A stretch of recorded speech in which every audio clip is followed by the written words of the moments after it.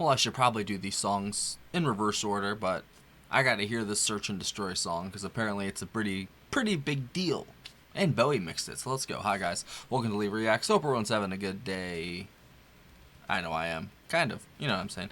Had a good Easter weekend. Not really, kind of. It worked out, sort of, but it is what it is. Danica's a little under the weather, but I don't know if that's like allergies or what like I have. It could be. But we are back. Took a 2-day break. Feel pretty good. Feels good to be back. And we're going to the Stooges. But the Search and Destroy one is called, well, the band is called Iggy and the Stooges. And then the second song we're doing is just the Stooges. Of course, Iggy's still in there, but I guess they didn't change the name yet. And that one's called I Wanna Be Your Dog, which was a very highly requested song in the last Stooges video we did, which I will link above me sometime before the video starts. If you're going to go check that out. And this is from our patron, Dan. You rock, Dan. I appreciate you. Hope you had a good weekend, man. That goes out to all of you. And obviously it's a crazy time right now, so let's just chill out, relax, listen to some tunes, and screw the world, right? Alright, here we go. Iggy and the Stooges, Search and Destroy, the David Bowie mix. 3, 2, 1, go.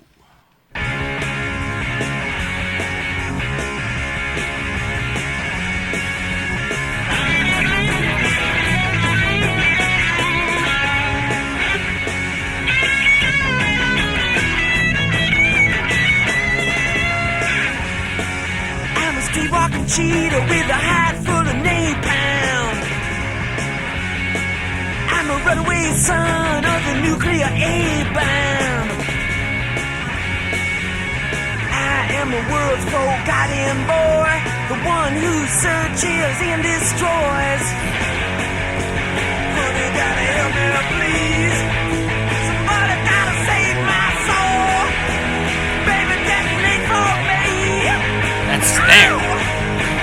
Look out, honey, 'cause I'm using technology. Ain't got time to make no apology. So radiation in the dead of night.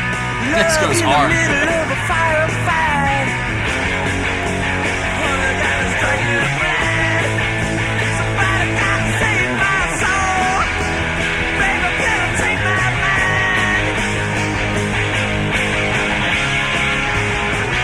And I'm the world's forgotten boy. That guitar, bro. Damn. The one who's searching to destroy. And honey, I'm the world's forgotten boy. These lyrics are very... The one who's searching only to destroy. Is that a war song?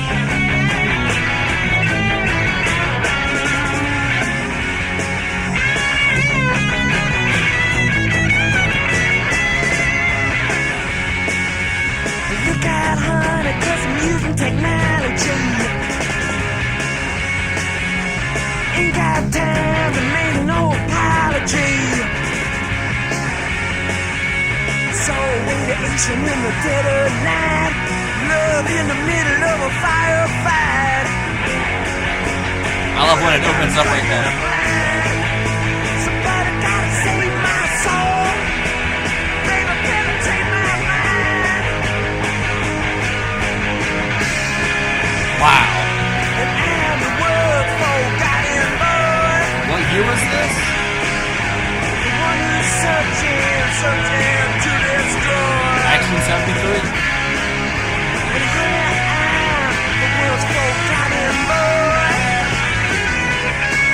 The one who's searching to destroy. Forgotten boy. Forgotten boy. Like a machine gun.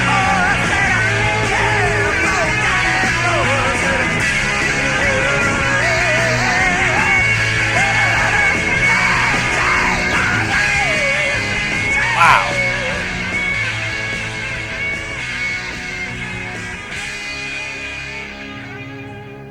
Well, that fucking rocked. God damn. I want to play it again. That riff was sick. I want to be your dog. Block me.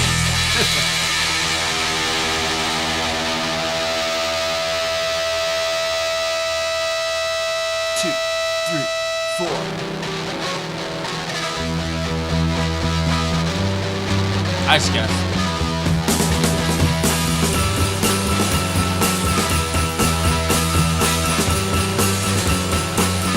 Is this the same lineup as the last one? So messed up, I want you here. Look at that riff again. In my room, I want you here. Now we're gonna be face to face. And I'll lay right down in my favorite place. And now I wanna be your dog. And now I wanna be your dog. And now I wanna be your dog. Oh my god.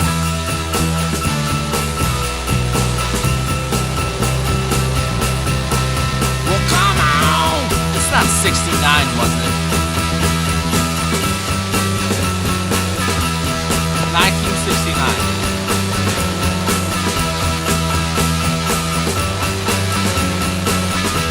That's crazy. Now I'm ready to close my eyes. But now I'm ready to close my mind. And now I'm ready to feel your hand. That is one of the coolest riffs I've ever heard in my life. Lose my heart on the burning And the bass. sand. And now I wanna be your dog. And then And Iggy's now vocals. I wanna be your dog. And now I wanna be your dog. It's entrancing. There's no way it's almost over. Well, come on. Woo.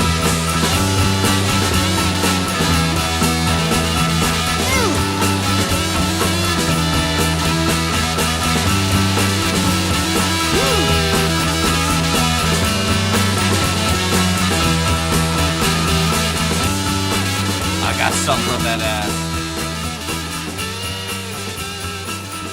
That just sealed it. Because that kind of sounds like a solo Robbie would play. Are they like the British version of the Doors? Because they seem very... It's like the opposite of glitz and glamour that some of the other bands from their place, I'd say, in time and their place, their location, you know, geographically. This almost feels way more raw, real, and especially that second one.